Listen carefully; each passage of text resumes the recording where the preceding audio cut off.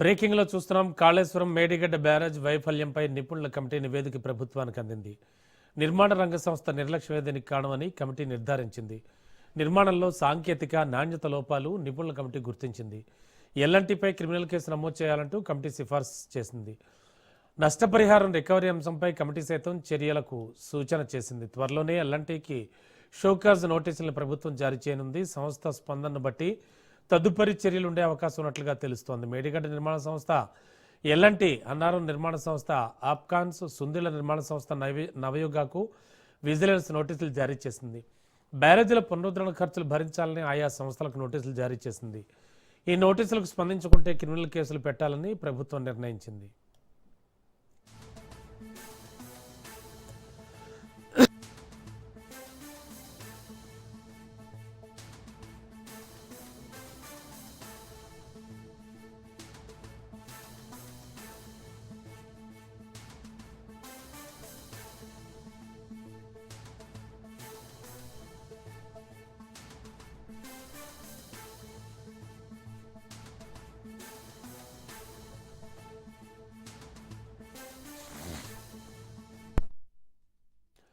Breaking లో చూస్తున్నాం. Kaleshwaram Medigadda barrage వైఫల్యంపై నిపుణుల కమిటీ నివేదిక ప్రభుత్వానికి అందింది. నిర్మాణ రంగ సంస్థ నిర్లక్ష్యమే కారణమని కమిటీ నిర్ధారించింది. ఇక ఇదే అంశానికి సంబంధించి లేటెస్ట్ ఇన్ఫర్మేషన్ మా కరెస్పాండెంట్ సునీల్ సిద్ధంగా ఉన్నారు. సునీల్, ఈ కాళేశ్వరం ఇష్యూ చాలా పెద్ద ఇష్యూగా మారింది. అండ్ దీనికి సంబంధించి తాజాగా నివేదిక వచ్చిందంటున్నారు. అండ్ మోరోవర్ ఆయా నిర్మాణ సంస్థలపై కేసులు నమోదు చేయాలంటున్నారు. తెలంగాణ రాష్ట్రానికి జీవనాధారంగా భావిస్తున్నటువంటి కాళేశ్వరం ప్రాజెక్టుకు సంబంధించిన విషయాలపై కూడా పెద్ద ఎత్తున అక్రమాలు జరిగాయి. పెద్ద ఎత్తున బ్యారేజ్ ఇప్పటికే కుంగిపోయిన నేపథ్యంలో కమిటీ, తెలంగాణ రాష్ట్ర ప్రభుత్వము అనేక కమిటీలు వేసింది. ఒకటి నిపుణుల కమిటీతో పాటు ఒకటి విజిలెన్స్ కమిటీ, మరోవైపు జస్టిస్ పిసి ఘోష్ కమిషన్. అంటే చాలా వరకు వీటికి సంబంధించిన రిపోర్ట్లు ఇప్పటికే అందాయి. ఈరోజు నిపుణుల కమిటీ కూడా రాష్ట్ర ప్రభుత్వానికి అంది. ఇప్పటికే మనం చూసాం, పిసి ఘోష్ ఇచ్చిన నివేదికను సవాల్ చేస్తూ కమిటీ దాదాపు 665 పేజీల నివేదికను కూడా రాష్ట్ర ప్రభుత్వానికి ఇచ్చింది. అందులో చాలా అంశాలు కూడా పొందుపరిచింది. దీంతో పాటు విజిలెన్స్ కమిషన్ కూడా అదే అంశాలు కూడా పొందుపరిచింది. ఈరోజు నిపుణుల కమిటీ కూడా అదే అంశాలను కూడా పొందుపరుచు రాష్ట్ర ప్రభుత్వానికి కొన్ని సూచనలు కూడా ఇవ్వడం జరిగింది. ఇందులో ప్రధానంగా ప్రాజెక్టు నిర్మాణం చేసినటువంటి నిర్మాణ సంస్థలే దీనికి ప్రధాన బాధ్యత వహించాలి. నిర్మాణ రంగంలో వైఫల్యాలు చాలా స్పష్టంగా కనబడుతున్నాయి. వారు తీసుకున్నటువంటి నాణ్యత లోపమైనటువంటి పనులు చేపట్టడం వల్లనే కాళేశ్వరం ప్రాజెక్టు మేడిగడ్డ కావచ్చు మొత్తం కుంగిపోయింది అనేటువంటి వాదన అటు నిపుణుల కమిటీ వేసింది. ఎవరైతే కాళేశ్వరం ప్రాజెక్టు నిర్మించినటువంటి ఎల్ఎన్టీ సంస్థకు ఖచ్చితంగా క్రిమినల్ చర్యలు తీసుకోవాలి. వారికి నిర్మాణ ఖర్చు మొత్తం కూడా ఈ ప్రాజెక్టుకు ఎవరైతే నిర్మాణం చేపట్టిరో వారే ప్రాజెక్టు సంబంధించినటువంటి పునరుద్ధరణ అంటే రిపేరింగ్ మొత్తం కూడా వారే చేయాల్సినటువంటి అవసరం ఉంటుందంటూ కూడా కమిటీ ప్రభుత్వానికి సూచనలు కూడా చేయడం జరిగింది. ఒకవేళ ఇప్పటికే మనం చూసాం, గతంలో విజిలెన్స్ ఎంక్వైరీ కూడా ఇదే రిపోర్ట్ ఇచ్చింది. విజిలెన్స్ ఎంక్వైరీలో కూడా చాలా నవయుగ కంపెనీ, అయితే సుందిల్ల ప్రాజెక్ట్ నిర్మించిన నవయుగ కంపెనీ కావచ్చు, కాళేశ్వరం ప్రాజెక్ట్ నిర్మిస్తున్నటువంటి ఎల్ఎన్టీ సంస్థ కావచ్చు, మరోవైపు అన్నారం నిర్మాణం చేస్తున్నటువంటి ఆప్కాన్ సంస్థ, ఈ అందరూ కూడా విజిలెన్స్ కమిషన్ ఇప్పటికే నివేదికలు ఇచ్చింది, నోటీసులు ఇచ్చింది. ఆ నోటీసులకు ఇప్పటివరకు అయితే ఎవరు రిప్లై ఇవ్వలేదు. ఒకవేళ రిప్లై ఇవ్వకపోతే మాత్రం ఖచ్చితంగా క్రిమినల్ చర్యలు తీసుకోవాలంటూ కూడా నిపుణుల కమిటీ కూడా రాష్ట్ర ప్రభుత్వానికి సూచన జరిగింది. మొత్తం నష్టపరిహారం రికవరీ సంబంధించినటువంటి అంశాలకు సంబంధించిన విషయాలపై కూడా అటు నిపుణుల కమిటీ రాష్ట్ర ప్రభుత్వానికి కొన్ని సూచనలు కూడా చెందింది. ఎవరైతే కాళేశ్వరం ప్రాజెక్టు నిర్మాణం చేశారో ఎల్ఎన్టీ సంస్థ ఖచ్చితంగా వారే మళ్ళీ పునరుద్ధరణ చేయాలి, వారే మొత్తం ఖర్చును భరించాలి. ఒకవేళ అలా భరించకపోతే మాత్రం ఖచ్చితంగా వారిపై క్రిమినల్ చర్యలు తీసుకునేందుకు ఇప్పటికే రాష్ట్ర ప్రభుత్వం కూడా సిద్ధమవుతుంది. ఇప్పటికే క్రిమినల్ అటు ఎల్ఎన్టీ సంస్థకు నోటీసులు కూడా చదువు చేసింది. మరి చూడాలి, ఆ నోటీసులకు ఒకవేళ రిప్లై ఇవ్వకపోతే ఖచ్చితంగా దీనిపై చర్యలు కూడా తీసుకునే అవకాశం ఉన్నట్లు కూడా ఇప్పటికే కనబడుతుంది. మరోవైపు గతంలో పిసి ఘోష్ కమిషన్ ఇచ్చిన నివేదికలో కూడా దాదాపు 665 పేజీల నివేదికను ఇచ్చింది. ఈ 665 పేజీల నివేదికలో కూడా అనేక అంశాలను కూడా అటు పిసి ఘోష్ కమిషన్ వెల్లడించడం. దీన్ని సవాల్ చేస్తూ గతంలో మాజీ ముఖ్యమంత్రి కేసీఆర్తో పాటు మాజీ మంత్రి హరీష్ రావు కూడా గతంలో హైకోర్టును ఆశ్రయించారు. హైకోర్టు కూడా ఇప్పటికే మధ్యంతర ఉత్తర్వులు జారీ చేసింది. ఎలాంటి చర్యలు తీసుకోవద్దు, పిసి ఘోష్ కమిషన్ పై ఎలాంటి చర్యలు తీసుకోవద్దంటూ కూడా హైకోర్టు చాలా స్పష్టంగా ఆదేశాలు జారీ. దీంతో పాటు రాష్ట్ర ప్రభుత్వం అన్ని కమిషన్లు, నేషనల్ డ్యామ్ సేఫ్టీ అథారిటీ ఇచ్చినటువంటి నివేదిక కావచ్చు, విజిలెన్స్ నివేదిక కావచ్చు, ఇప్పుడు నిపుణుల కమిటీ నివేదిక అన్ని బేస్ చేసుకున్న తర్వాతనే అసెంబ్లీలో సుదీర్ఘంగా చర్చించిన తర్వాతనే ముఖ్యమంత్రి రేవంత్ రెడ్డి కాళేశ్వరం జరిగినటువంటి అక్రమాలపై సిబిఐ చేత సెంట్రల్ బ్యూరో ఆఫ్ ఇన్వెస్టిగేషన్ చేత దర్యాప్తు జరిపించాలని ఇప్పటికే శాసనసభలో కూడా తీర్మానం కూడా చేయడం జరిగింది. ఇప్పటికే సిబిఐ ఎంక్వైరీ కూడా ఆదేశించారు. కానీ సిబిఐకి ఇచ్చినప్పుడు కూడా ఇప్పటివరకు సిబిఐ మాత్రము దీనిపై ఎలాంటి కేసు నమోదు చేయకపోవడం, ఇప్పటివరకు రాష్ట్రానికి సిబిఐ రాకపోవడం కూడా కొంత రాజకీయంగా విమర్శలు కూడా తలెత్తున్నటువంటి పరిస్థితి కనబడుతుంది. మరి చూడాలి ఇప్పుడు పీసీ కమిషన్ ఇచ్చిన నివేదికతో పాటు మరోవైపు ఇప్పుడు నిపుణుల కమిటీ ఇచ్చిన నివేదికపై ప్రభుత్వం ఏ విధంగా ముందుకెళ్తున్నది మాత్రం చూడాల్సింది చెప్పవచ్చు. Ramana. Okay, thank you Sunil.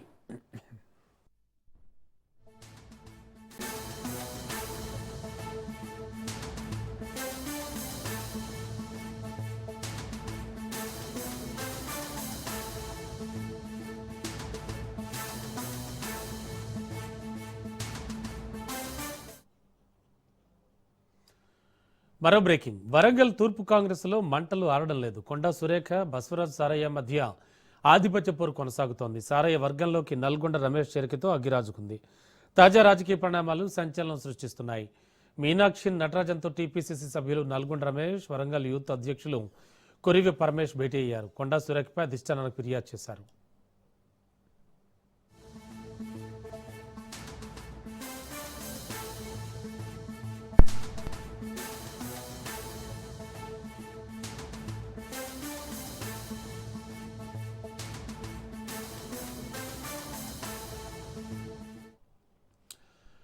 Warangal తూర్పు కాంగ్రెస్లో మంటల్లో ఆరడం లేదు. బ్రేకింగ్లో చూస్తున్నాం. కొండా సురేఖ, బసవరాజ్ సారయ్య మధ్య ఆధిపత్య పోరు కొనసాగుతోంది. సారయ్య వర్గంలోకి నల్గొండ రమేష్ చేరికతో అగ్గి రాజుకుంది. తాజా రాజకీయ పరిణామాలు సంచలనం సృష్టిస్తున్నాయి. మీనాక్షి నటరాజన్తో టీపీసీసీ సభ్యులు నల్గొండ రమేష్, వరంగల్ యూత్ అధ్యక్షులు కొరివి పరమేష్ భేటీ అయ్యారు. కొండా సురేఖపై అధిష్టానానికి ఫిర్యాదు చేశారు. ఇదే అంశానికి సంబంధించి లేటెస్ట్ ఇన్ఫో అందించడానికి మా కరెస్పాండెంట్ చంద్రశేఖర్ వరంగల్ నుంచి సిద్ధంగా ఉన్నారు. వరంగల్ యాక్చువల్గా చంద్రశేఖర్, వరంగల్లో యాక్చువల్లీ ఏం జరుగుతోంది? కొండా సురేఖపై అధిష్టానానికి ఫిర్యాదు చేసే అంతగా ఏముంది విషయం? తాజా పరిణామాలు దేనికి సూచికగా భావించవచ్చు? రమణ, వరంగల్ తూర్పు కాంగ్రెస్ లో అయితే గోల్డ్ వార్ కలకలం రేపింది అనుకోవచ్చు. ఇటు మంత్రి కొండా సురేఖ, ఇటు మాజీ మంత్రి ఎమ్మెల్సీ బసవరాజ్ సారయ్య ఇద్దరి మధ్య ఆధిపత్య పోరు మరోసారి తారాస్థాయికి చేరింది. ఈ ఇరు వర్గాలు కూడా ఎత్తులు పై ఎత్తులు, ఆరోపణలు ప్రత్యారోపణలు అయితే ఒకరికొకరు వారి యొక్క ఆధిపత్యాన్ని చూపించుకుంటున్న పరిస్థితి అయితే ఉంది. ఈ నేపథ్యంలో వరంగల్ తూర్పులో కాంగ్రెస్ పార్టీ రెండు వర్గాలుగా చీలిపోయింది. ఒకటి మంత్రి కొండా సురేఖ వర్గం, మరొకటి మాజీ మంత్రి ఎమ్మెల్సీ బసవరాజ్ సారే వర్గం. ఈ నేపథ్యంలో ఇటు కొండా సురేఖకు ఆది నుంచి కూడా ప్రధాన అర్చకుడుగా ఉన్న నల్గొండ రమేష్ టీపీసీసీ సభ్యుడు కూడా ఇటు బసవరాజ్ సారే వర్గంలో చేరటంతో అటు అనేక ఆరోపణలు కూడా చేశారు. మొత్తము టీపీసీసీ సభ్యుడు మన నల్గొండ రమేష్ బసవరాజ్ సారే వర్గంలో 100 మంది సమక్షంలో అందరూ ఒక మీటింగ్ పెట్టుకోవడం జరిగింది. కాంగ్రెస్ పార్టీ ప్రస్తుత కార్పొరేటర్లు, మాజీ కార్పొరేటర్లు, కాంగ్రెస్ పార్టీ సీనియర్ నాయకులంతా కూడా బసవరాజ్ సారేతో మీటింగ్ జరిపిన క్రమంలో వారు కొండా సురేఖపై, కొండ వర్గంపై పలు ఆరోపణలు చేశారు. సొంత పార్టీ నాయకులపైనే అనేక కేసులు నమోదు చేస్తూ భయభ్రాంతులకు గురి చేస్తున్నారు. మొదటి నుంచి వారి గెలుపు కోసం కష్టపడ్డ వారందరిపైన ఈరోజు కక్షలు తీసుకుంటున్నారు. అంతేకాదు ఒక రౌడీ షీటర్ నవీన్ రాజు అనే వ్యక్తికి మొత్తం పగ్గాలు అప్పచెప్పేసి సీనియర్లను అవమానపరుస్తున్నారు. దాంతో కాంగ్రెస్ పార్టీ రెండుగా చీలిపోవాల్సిన పరిస్థితి ఏర్పడింది. కొండ వల్ల ఎలాంటి అభివృద్ధి లేకపోగా సొంత పార్టీ నాయకులే ఇబ్బందులు పడుతున్న పరిస్థితి అని చెప్పేసి నల్గొండ రమేష్ పలు ఆరోపణలు కూడా చేయడం జరిగింది. ఈ నేపథ్యంలోనే కొండ వర్సెస్ సారయ్యగా అయితే ప్రస్తుతం అక్కడ రెండు వర్గాలుగా అయితే కాంగ్రెస్ పార్టీ చీలిపోయింది. ఈ నేపథ్యంలో ఎవరైతే నల్గొండ రమేష్ ఉన్నారో అతను వరంగల్ జిల్లా యూత్ అధ్యక్షుడు కొరవి పరమేష్ వీరంతా కూడా నిన్న టీపీసీసీ మీనాక్షి నటరాజన్ అయితే కలసడం జరిగింది. మీనాక్షి నటరాజన్ హైదరాబాద్ లో కలవడం జరిగింది. కొండ వర్గంపై అనేక ఆరోపణలు చేయడం జరిగింది. ప్రస్తుతం తూర్పులో ఎలాంటి రాజకీయాలు చోటు చేసుకుంటున్నాయి, ఏం జరుగుతున్నాయి, ఏ విధంగా కొండ వర్గం వేధింపులకు గురి చేస్తుంది, పార్టీ పరిస్థితి ఏ విధంగా ఉంది, దాంతో ఎలాంటి పరిమాణాలు చోటు చేసుకున్నాయి అన్ని కూడా మొత్తం మీనాక్షి నటరాజన్ కి దృష్టికి తీసుకుపోవడం జరిగింది. మీనాక్షి నటరాజన్ పూర్తిగా వారితో మాట్లాడి చర్చించిన తర్వాత వారికి ఒక భరోసా కూడా ఇవ్వడం జరిగింది.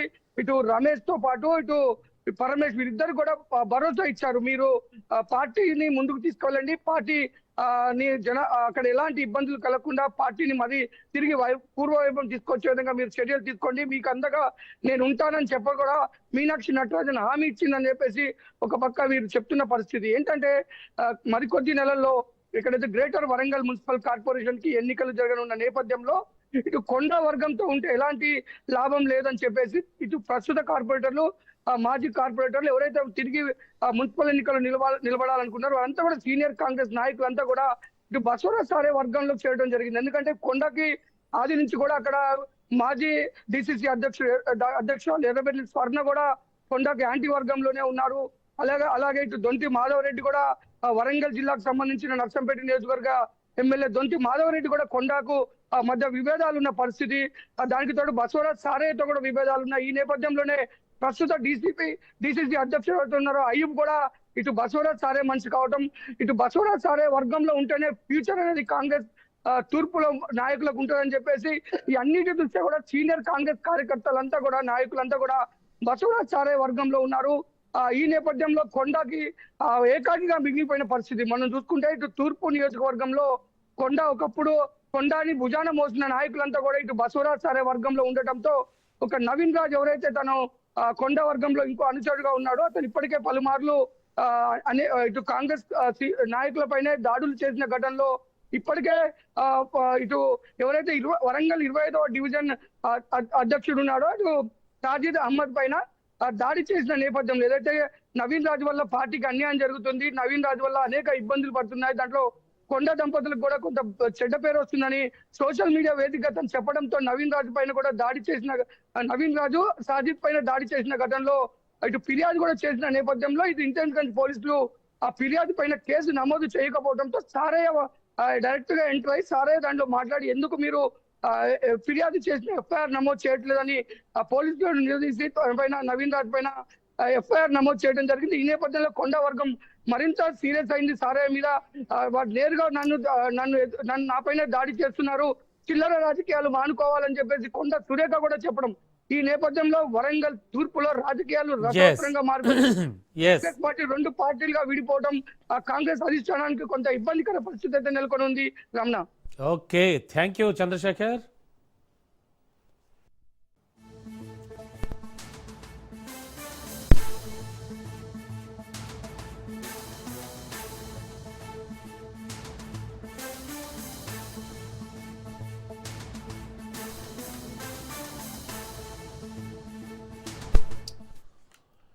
బ్రేకింగ్ చూస్తున్నాం. అసోంలోని హోజాయ్ జిల్లాలో ప్రమాదం జరిగింది.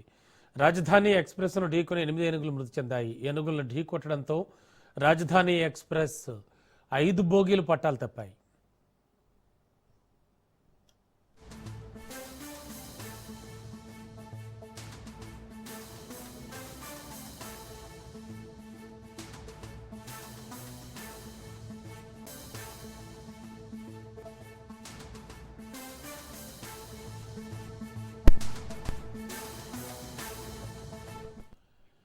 బ్రేకింగ్ లో చూస్తున్నాం. అసోంలోని హోజాయ్ జిల్లాలో ప్రమాదం జరిగింది.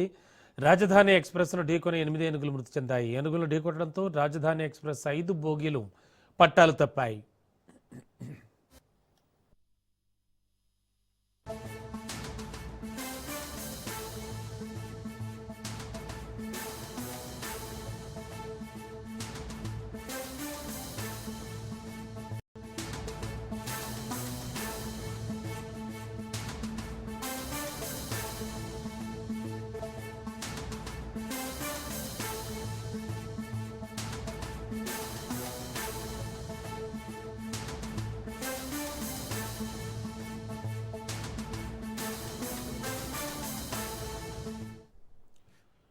మరో బ్రేకింగ్. కేంద్ర ప్రభుత్వ వైఖరిపై నేడు హైదరాబాద్లో కాంగ్రెస్ నిరసన తెలపనుంది. జాతీయ ఉపాధి హామీ పథకంలో మహాత్మా గాంధీ పేరు తొలగింపునకు నిరసనగా ఆందోళనలు చేపట్టనుంది. సికింద్రాబాద్ ప్యారడైజ్ దగ్గర కాంగ్రెస్ నేతలు ధర్నా నిర్వహించనున్నారు.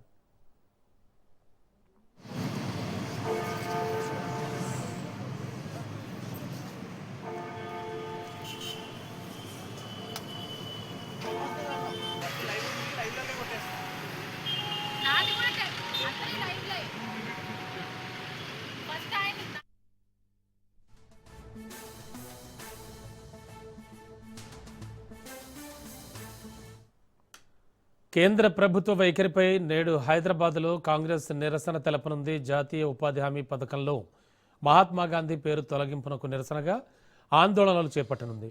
సికింద్రాబాద్ ప్యారడైజ్ దగ్గర కాంగ్రెస్ నేతలు ధర్నా నిర్వహించనున్నారు.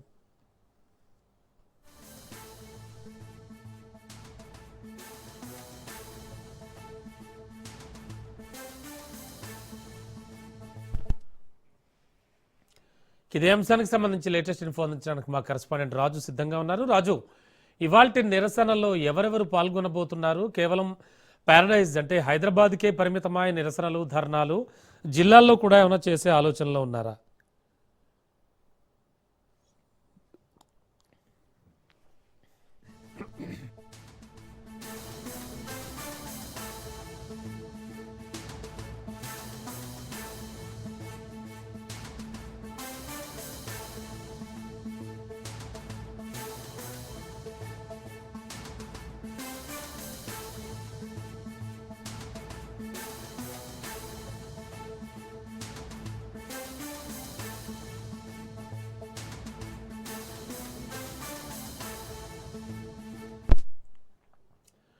కేంద్ర ప్రభుత్వ వైఖరిపై నేడు హైదరాబాద్లో కాంగ్రెస్ నిరసన తెలపనుంది. బ్రేకింగ్లో చూస్తున్నాం. జాతీయ ఉపాధి హామీ పథకంలో మహాత్మా గాంధీ పేరు తొలగింపునకు నిరసనగా ఈ ఆందోళనలు చేయనుంది.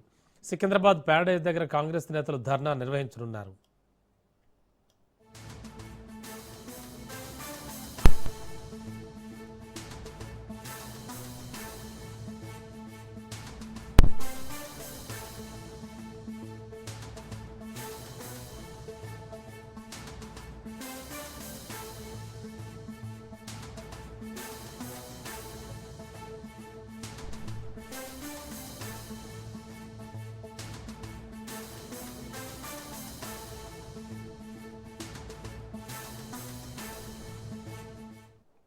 కేంద్ర ప్రభుత్వ వైఖరికి నిరసనగా నేడు హైదరాబాద్లో కాంగ్రెస్ నిరసన తెలపనుంది. జాతీయ ఉపాధి హామీ పథకంలో మహాత్మా గాంధీ పేరు తొలగింపునకు నిరసనగా ఈ ఆందోళనలు చేపట్టనుంది. సికింద్రాబాద్ ప్యారడైజ్ దగ్గర కాంగ్రెస్ నేతలు ధర్నా నిర్వహించనున్నారు.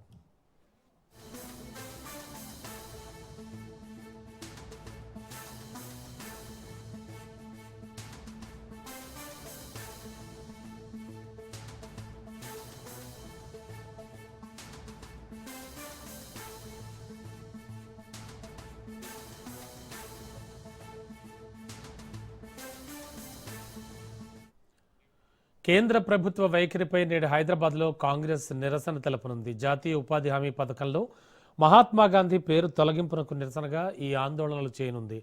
సికింద్రాబాద్ ప్యారడైజ్ దగ్గర కాంగ్రెస్ నేతలు ధర్నా నిర్వహిస్తారు.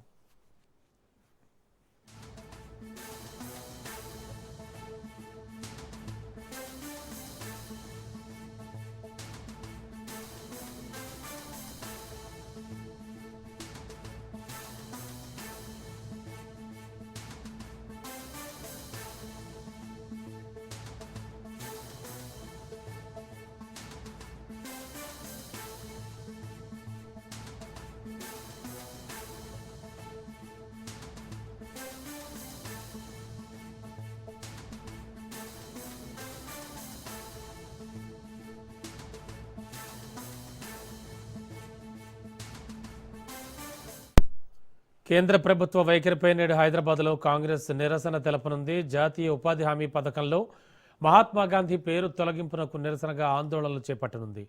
సికింద్రాబాద్ ప్యారడైజ్ దగ్గర కాంగ్రెస్ నేతలు ధర్నా నిర్వహిస్తారు.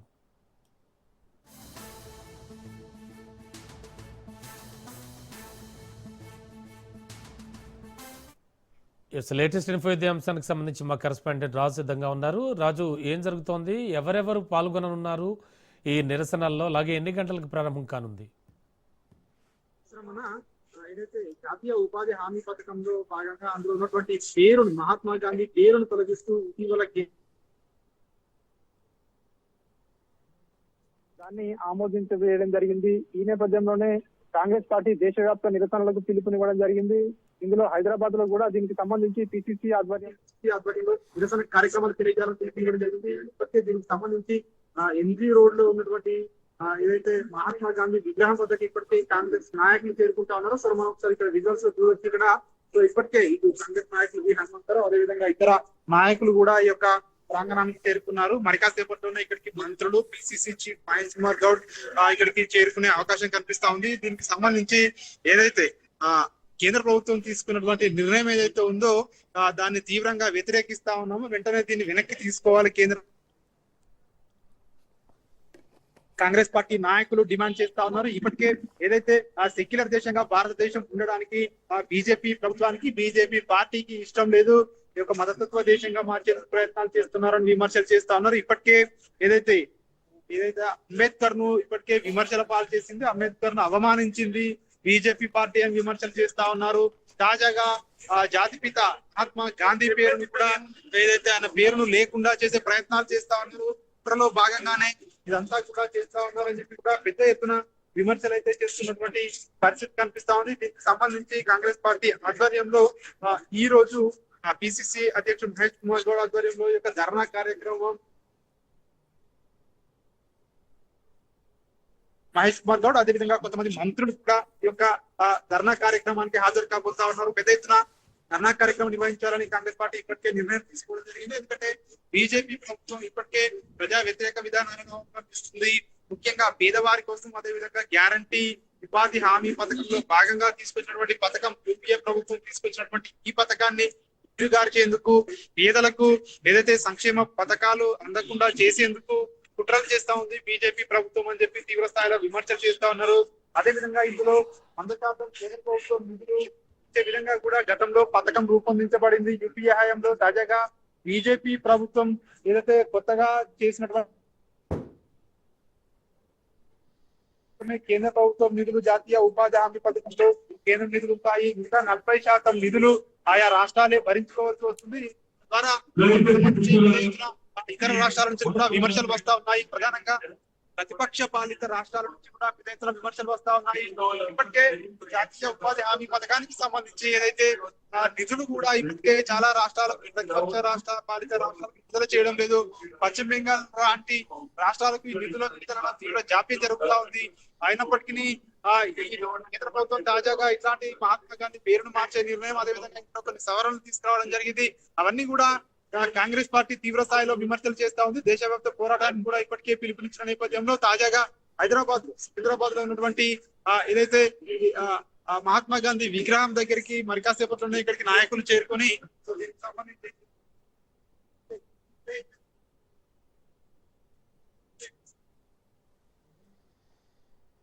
దీన్ని ప్రజల్లోకి తీసుకెళ్లి మరింత పెద్ద ఎత్తున తీసుకెళ్తామని చెప్పి అయితే కాంగ్రెస్ నాయకులు చెప్తున్నటువంటి పరిస్థితి కనిపిస్తా ఉంది. ఇక్కడ గాంధీజీ విగ్రహానికి నివాళులు అర్పించి మరి కాసేపట్లోనే ఇక్కడ ధర్నా కార్యక్రమం నిర్వహించబోతా ఉన్నారు.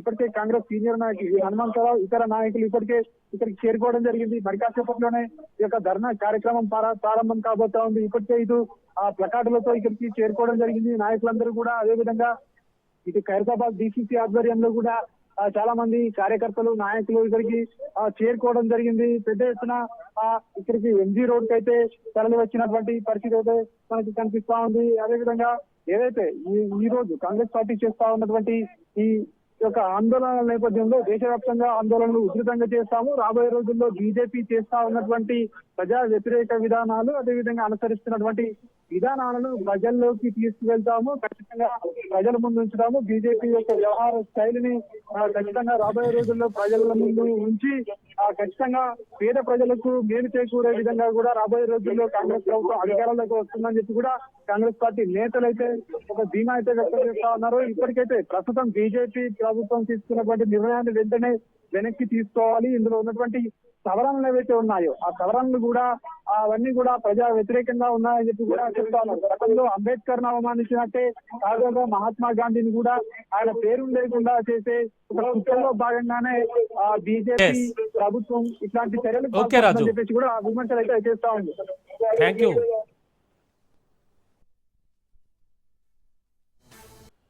తెలంగాణపై చలి పంజా విసురుతోంది. ముఖ్యంగా ఉత్తర భారతం నుంచి వీస్తున్న శీతల గాలుల కారణంగా చలి మరింత పెరిగే అవకాశం ఉందని వాతావరణ శాఖ వెల్లడిస్తోంది. ఇప్పటికే రాష్ట్రంలోని పలు జిల్లాల్లో ఉష్ణోగ్రతలు సింగిల్ డిజిట్ పడిపోవడంతో ప్రజలు గజగజ వణుకుతున్నారు. కొమురం భీం, ఆసిఫాబాద్ జిల్లా, సంగారెడ్డి జిల్లాలోని కోహీర్ మండలం అత్యంత శీతల ప్రాంతంగా నిలుస్తున్నాయి. ఉదయం వేళ దట్టమైన మంచు కురుస్తూ ఉండడంతో వాహనదారులు, కూలీలు, సామాన్య ప్రజలు తీవ్ర ఇబ్బందులు ఎదుర్కొంటున్నారు.